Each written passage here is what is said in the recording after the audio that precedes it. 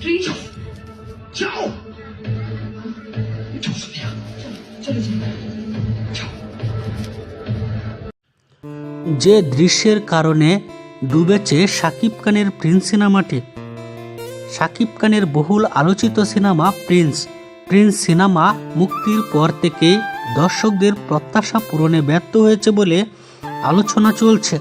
বড় budget stylish উপস্থাপনা থাকলেও গল্পের দুটি দৃশ্যই ডুবিয়েছে শাকিব খানের প্রিন্স সিনেমাটিকে। প্রথম দৃশ্যটি হলো শাকিব খানের চরিত্রটি কেন তার মা এবং ভাইয়ের থেকে আলাদা হয়ে যায়।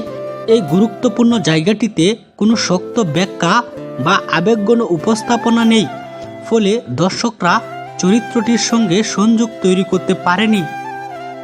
দ্বিতীয় দৃশ্যটি হলো তিনি কিভাবে প্রিন্স হয়ে ওঠেন, সেটিও দেখানো হয়েছে তাড়াহুড়ো করে এবং যথেষ্ট লজিক ছাড়াই।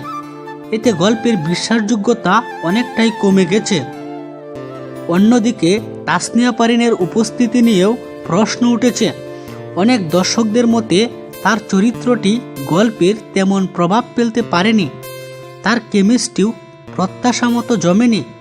সব মিলিয়ে শক্তিশালী গল্প এবং সঠিক ব্যাখ্যার অভাবে প্রিন্স দর্শকদের মন জয় করতে পারেনি।